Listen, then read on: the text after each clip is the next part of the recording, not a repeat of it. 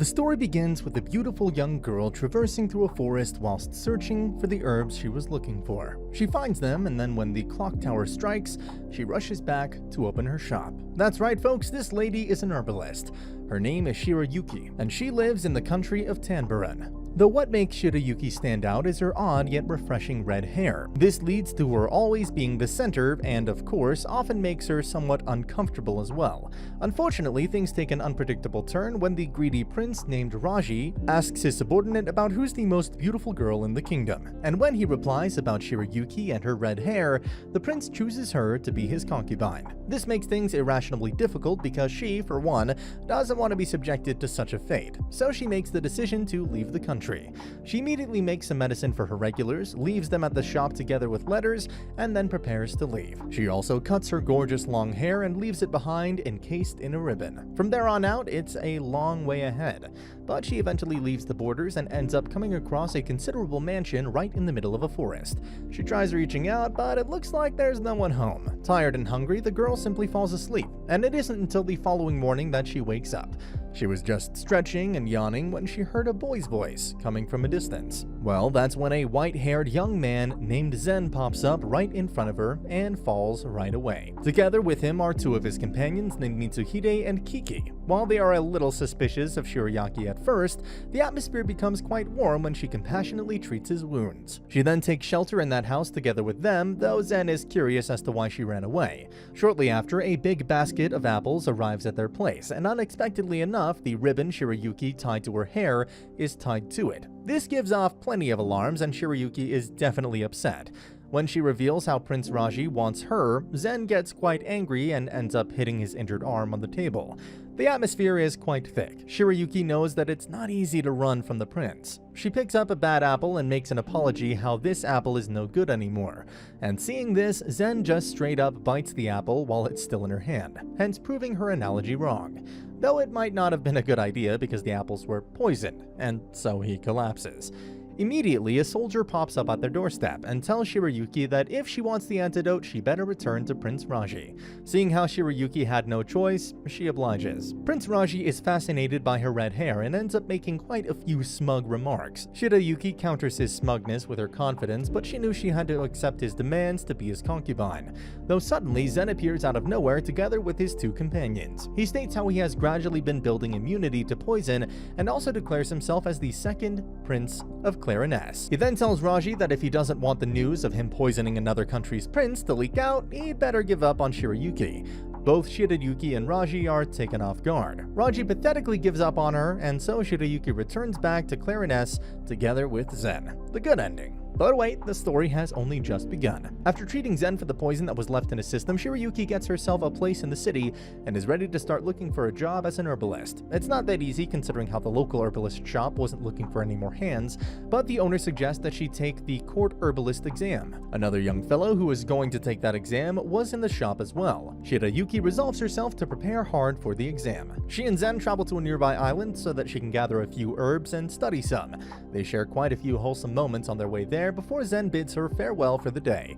But while she was exploring a forest, someone named Mihaya catches her off guard and abducts her. He's planning on selling her to a rich man because, of course, she has unusually beautiful and red hair. However, Shirayuki wasn't going to sit around, as she was tossed around. She spends the entire night in the cell just rubbing her ropes with the wall. And when Mihaya comes to give her some food, she immediately frees herself and ends up trapping him in his own cell. Still, it wasn't enough to stop him. The man persistently continues to chase her inside the old mansion. Even when she uses some paralyzing herbs to paralyze him for some time and gets away by jumping outside the window, Mihaya still pops up once again. Meanwhile, Zen visits Shirayuki's new place, but is told by the landlady that she hasn't come back. This gives Zen some anxiety because it's already been a day, so he goes to the rescue.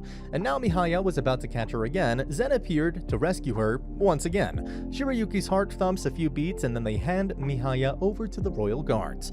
Looks like Mihaya went through a lot in the past, and the reason why he tried to capture Shirayuki is to return his family's wealth to what it used to be. As you can see, Zen and Shirayuki have become quite close. Zen's companions, Kibi and Mitsuhide, invite her to the place so that she can talk some sense into Zen, who has been working non-stop ever since he was scolded by the elders. He's not even eating or sleeping. And so when Shirayuki's appearance forces him to take a break, the man immediately falls asleep beside her. By the time he's woken up, Shirayuki had already gone back home. Though it looks like Shirayuki's closeness with the prince was attracting much doubt and cynicism from others, especially Lord Haruka, who confronts the prince and tells him that she's only after his status as a prince. But of course that wasn't enough to make the prince budge at all. And so the man ends up hiring a spy who can get rid of Shirayuki by scaring her away. But that doesn't work out well either. Following this, Lord Haruka confronts Shirayuki and threatens her with his sword while accusing her of breaking into the castle. But this doesn't make Shirayuki budge in the least. She remains unwavered as she declares that she will keep coming to the castle as long as her friend keeps calling her. If he has a problem, he'll have to cut her down. Though there was no need, the spy he had hired named Obi ends up switching sides and declares how it was all a ploy to threaten Shirayuki into not coming to the castle anymore. Zen also appears at the scene and puts Haruka in his place. As for Obi, he ends up deciding to pledge his loyalty to Prince Zen, but the prince wasn't just going to trust the spy. He asks Mitsuhide and Kiki to keep an eye on him for the time being. Anyways, days go by, and it's finally time for our protagonist to take the court herbalist exam. She's assigned to a greenhouse, and the test begins. Zen comes to have a look at how Shirayuki's doing, but ends up getting locked inside together with Shirayuki.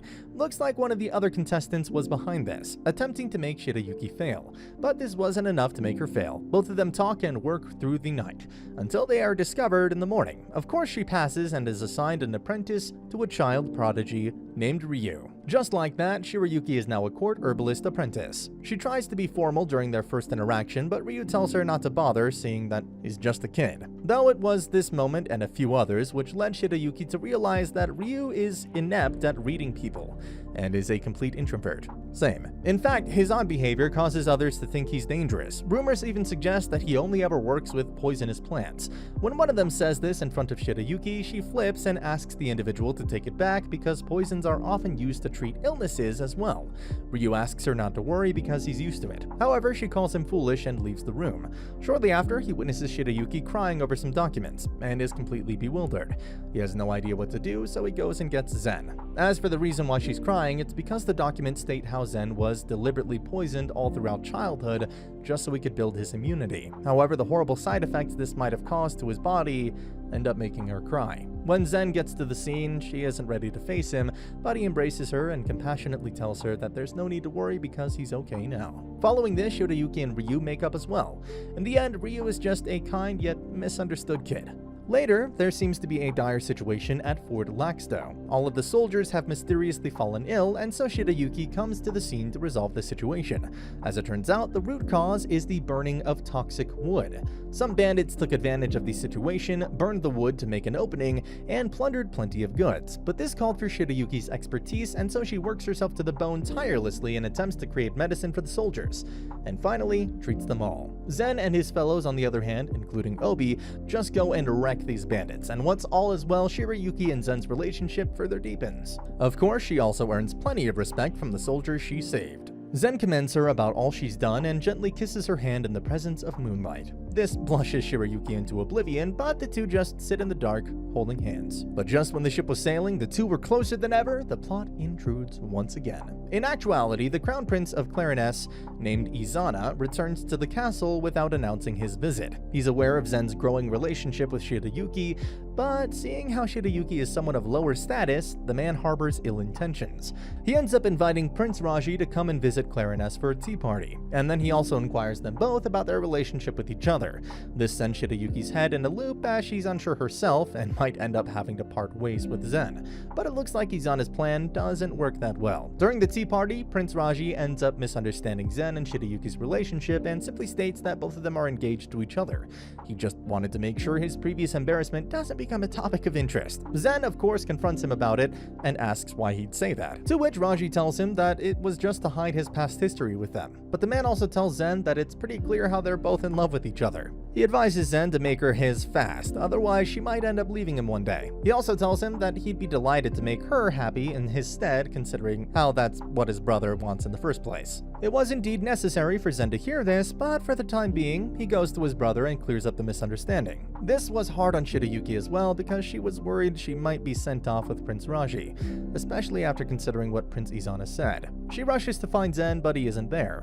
But just when she was about to leave, Zen called out for her from the second floor. In the heat of the moment, she climbs up a nearby tree and jumps right towards Zen, giving him a bit of a tight hug in the process. They hold each other for a while. Zen shares a short story from the past, and then as he's escorting Shirayuki back, he tells her what Prince Rashi stated during the tea party. He also warns her that this'll make her become the center of attention even more than before. But she is just happy she won't have to go back, and she doesn't care what others think as well because the two of them know it's not true. Hearing this, Zen hugs her once again. As for the gossip, it has indeed spread far and wide throughout the castle. Prince Raji and his aide are taking a tour of the medical wing, but when the man realizes that he may run into Shirayuki, he gets a stomachache and of course ends up bumping into her. It's a bit of an awkward moment. She had medicine in her hands, he thinks it's for him and tries to take it, but ends up getting scolded because it's for flesh wounds. She also goes on to suggest that he should be more careful as a prince. He's kind of offended, but Shirayuki tells him as it is. She won't respect him until he can become a prince who rules her homeland in a way she can be proud of. Prince Izana was nearby. He witnesses this transpire and suggests Shirayuki to return to her homeland, but of course she doesn't budge. She looks the prince right in the eye and tells him that she won't back down. Prince Izana was taken aback by her attitude and ended up gently kissing her forehead. He also asks if she's come to dislike Clariness, though she doesn't. It's the country where she met Zen after all.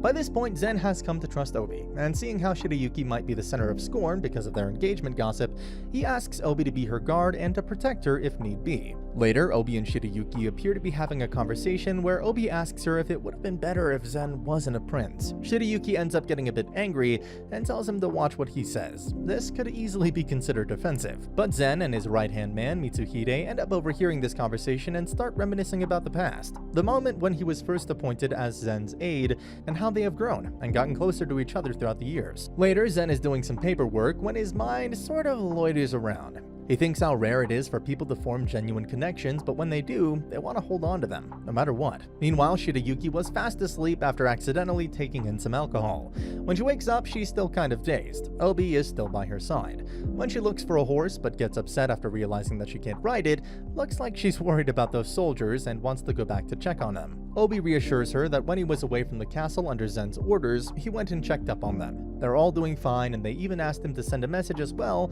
as a few presents to Shirayuki. Zen, on the other hand, realizes that it's finally time for him to grant Obi an official position as his own private messenger. That's right, folks, our boy Obi is finally getting the appreciation he deserves. Later, when she's in the castle garden, Shirayuki comes across a young girl from a southern island named Kiharu, and her pet bird named Popo. Looks like she's come all the way from the island to request something of Zen.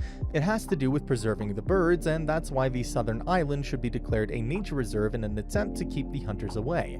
However, the matter is not that simple, and unless she can prove the significance of those birds, Zen can't respond positively to her request, especially considering how hunting them is more useful to the economy of Clariness. And later, after a quick conversation with Shirayuki, he proposes a test to see if those birds can be tamed to become messenger birds instead. Kiharu agrees, but asks Shirayuki to ring the bell of the test instead because it looks like she doesn't trust Zen enough. But things get more complicated when a lord attempts to make a deal with her so that Kiharu's bird is made to fail the test. In the end, there's only 2 minutes left until Kiharu's bird Popo was supposed to return from a watchtower 10 kilometers away. But just before time ran out, Popo heroically returns, and just like that, his species is declared a species of messenger birds. As for the ploy to make the bird fail the test, Zen is informed of the unnecessary involvement and how Shirayuki ended up having to suffer once again. That lord is arrested while he himself rushes to find Shirayuki. When he finally finds her, he sees how she had suffered an injury on her arm, though she doesn't hide it and simply smiles at the sight of Zen. And guys, the moment we've all been waiting for finally happens. Zen becomes overwhelmed with emotions. He takes a step and steals a kiss from Shirayuki. When he finally opens his eyes, he witnesses how it's not just Shirayuki's hair, her face had turned red as well. He kinda starts feeling guilty and apologizes, but when he asks if she feels the same way, Shirayuki silently nods. Though in the days following this moment of truth, she can't help but become entirely red at the mere sight of Zen. And seeing how she had yet to give Zen a straight answer, he starts becoming somewhat anxious as well. Meanwhile, Mitsuhide and Kiki are tasked to go to Kiharu's island to set things in order. Though sooner than later, Zen comes across Shirayuki in the forest. She tries to run away, but he runs after her. She tells him that she isn't ready to face him yet, considering how the kiss surprised her and all. Zen then doesn't try to be too pushy and simply recalls the time they first met together with her after getting permission to stay with her for a while.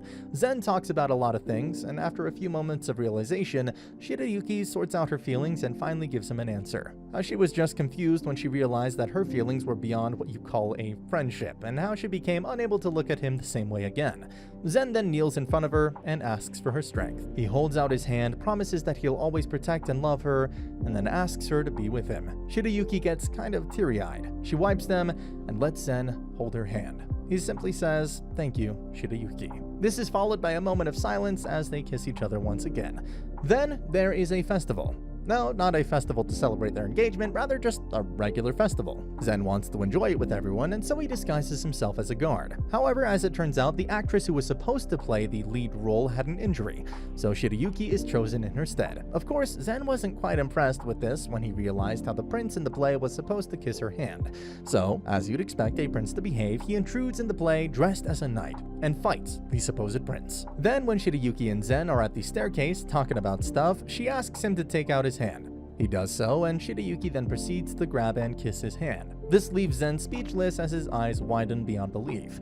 Shirayuki blushes as well and asks if it was too much for him. He wanted to reply, but their attention was then swayed by beautiful lanterns of the festival. Shirayuki runs toward the balcony and expresses how beautiful she thinks it is. Zen asks her if she'd ever seen them before, to which she replies yes, and so they both go outside to enjoy the festival again. And so he holds her hand and says they'll keep holding them until they are outside the festival. And just like that, the story of the first season ends with everyone gazing upon the beautiful lanterns. And that's the end of the video. As always, if you liked what you saw, subscribe to the channel. I'll be uploading a lot of videos just like this, so I'll see you at the next one.